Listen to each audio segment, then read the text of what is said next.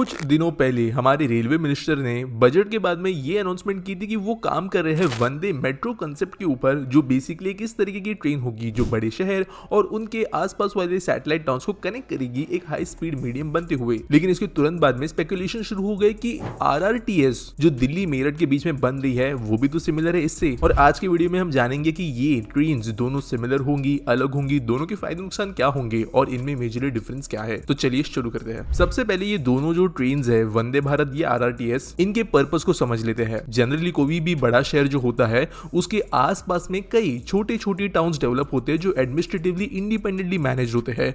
लेकिन क्योंकि ये एक बड़े शहर का ही हिस्सा के काइंड ऑफ काउंट होते हैं, तो यहाँ पर कई लोग, लाखों लोग डेली बेसिस पर मेन सिटी और इन आसपास के टाउन्स के अंदर ट्रैवल करते हैं। जैसे मुंबई के आसपास में थाने, वसई विरार, कल्याण, डोंबिवली, नवी मुंबई है।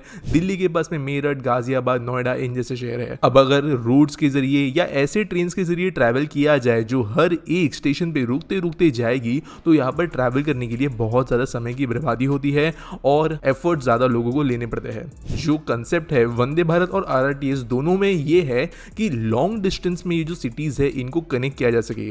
दोनों ट्रेन जो होंगी वो ज्यादा स्पीड पे चलेगी, स्टेशन कम होंगे ताकि एक्चुअल में ज्यादा स्पीड पर ज्यादा टाइम तक ट्रैवल वो कर पाए। और एक अच्छा मीडियम ये बनेगी स्पेसिफिकली उन लोगों के लिए जो सैटेलाइट सिटीज के अंदर रहते हैं। और इसके जरिए उम्मीद ये होती है कि जो दूर रहने वाले लोग हैं उनको अच्छा मीडियम मिल पाए मेन सिटी में आने तक। तो अभी ये तो सिमिलैरिटीज हुई कि दोनों इस प्रॉब्लम को सॉल्व करेंगे, लेकिन इसका एग्जीक्यूशन कैसे होगा वहां पे डिफरेंसेस क्रिएट होते हैं। आरआरटीएस बेसिकली करती ये है कि एक पूरा का पूरा नए अलाइनमेंट पे ये चल रही है। किसी मेट्रो ट्रेन के नेटवर्क के जैसे ये इंडियन रेलवेज की ट्रैक पर नहीं चलती, बल्कि इसके लिए इंडिपेंडेंट स्टैंडर्ड गेज के ट्रैक्स बनाए गए हैं जो ज्यादातर हिस्से में एलिवेटेड है, थोड़े से अंडरग्राउंड और थोड़े से एट ग्रेड है। इनके स्टेशन की पोजीशंस, अलाइनमेंट्स ये कहीं पर भी इंडियन रेलवेज के रूट्स या मेट्रो के रूट्स के साथ में मैच नहीं करते। बनाते समय भी जो आज के आरआरटीएस है ये डीएमआरसी के साथ में ज्यादा काम नहीं करती। ये एक इंडिपेंडेंट एनसीआरटीसी बॉडी के अंतर्गत काम करती है और ये जब चलेगी उस समय पर 180 किलोमीटर पर आवर की एवरेज स्पीड होगी, स्टेशन दूर होंगे और एक कंप्लीटली ब्रांड न्यू सिस्टम ये होगी जो बिल्ट, ऑपरेटेड और यूटिलाइज्ड इंडिपेंडेंटली होगी। लेकिन वंदे मेट्रो की बात करें तो यहाँ पर मेजर डिफरेंस आता है अलाइनमेंट का। यहाँ पर ये जो ट्रेन होंगी वो नहीं चलेगी एक इंडिपेंडेंट नए बनाए हुए रूट के ऊपर, ये चलेगी existing tracks of Indian railways पर। बस इनमें डिफरेंस ही होगा कि इनको स्पेसिफिकली बनाया जाएगा आरआरटीएस की तरह नीड्स प्रोवाइड कराने के लिए, यानी ये भी कम स्टेशन पर रुकेगी, ज्यादा स्पीड में ये चलेगी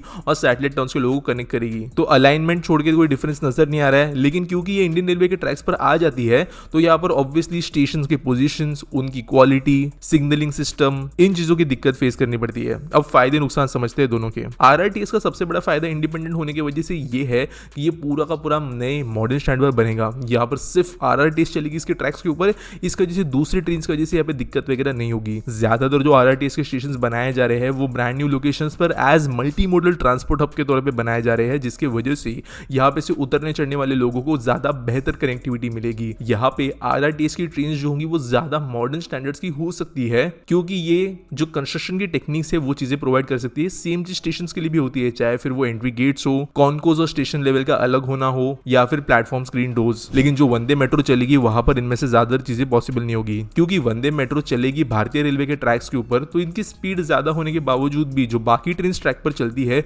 उनके स्लो या डीले होने की वजह से इन ट्रेन को भी उन कंजेशन का सामना करना पड़ेगा। सिग्नलिंग सिस्टम पुराने होने की वजह से ही जो रैपिड सर्विस देखने मिलती है किसी मेट्रो में या आरआरटीएस में, चीज देखने मिलेगी कि कुछ सेकंड्स में 100% वो ट्रेन आने वाली है, फ्रीक्वेंसी मेंटेन रहेगी, वो वंदे भारत मेट्रो के लिए नहीं हो पाएगी। इसके अलावा स्टेशन क्योंकि इंडियन रेलवेज के इस्तेमाल होंगे तो वहां पर ना प्लेटफॉर्म स्क्रीन डोर्स होंगे, ना होंगे एंट्री के यहाँ पे टिकटिंग गेट्स, और ना कॉन्कोस लेवल और प्लेटफॉर्म लेवल जैसे डिफरेंसेस हमें देखने मिलेंगे। बस ये जो ट्रेन होगी वो काइंड ऑफ एक फास्ट ट्रेन की तरह काम करेगी, जैसे आज मुंबई में लोकल्स चलती है, दिल्ली में कुछ मेट्रो चलती है।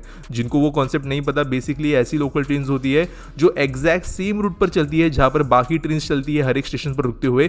बस ये जो ट्रेन होती है वो कई स्टेशन को स्किप करती है, सिर्फ इंपॉर्टेंट स्टेशन पर रुकती है, जिसकी वजह से ओवरऑल जो ट्रैवल जर्नी का टाइम है वो कम होता है। वंदे मेट्रो भी वही करेगी, बस यहाँ पर ऑप्शन मिल जाएगा एक अच्छे कोच का, एक अच्छे कंफर्टेबल सिस्टम का और मे बी थोड़ी ज्यादा स्पीड का, जब भी इसको ट्रैवल करने का मौका मिले तब। और बेनिफिट लॉसेस की बात करें तो आरआरटीएस के बेनिफिट्स अपरंपार है। मेरठ हो गए, गाजियाबाद हो गया, इनिशियल फेज जो बन रहा है वहां पर आरआरटीएस का दिल्ली में, वो बहुत ज्यादा लोगों को फायदा दिलाएगा। वंदे मेट्रो जो है वो मेजरली इतना इंपैक्ट स्पेशली मुंबई में नहीं कर पाएगी, क्योंकि यहाँ पे ऑलरेडी फास्ट ट्रेन कॉन्सेप्ट चलता है। है, लेकिन बेंगलुरु, कोलकाता या दिल्ली के आसपास में भी अगर इसको इंप्लीमेंट किया जाए तो यहाँ पर मेजर हमें फायदे दिख सकते हैं, स्पेशली उन लोगों के लिए जो दूर से ट्रैवल करते हैं। लेकिन अल्ट्रा इंपैक्टफुल ये नहीं होगा, स्पेशली लॉन्ग रन में। आपको क्या लगता है इसके बारे में मुझे कमेंट्स में जरूर बताना।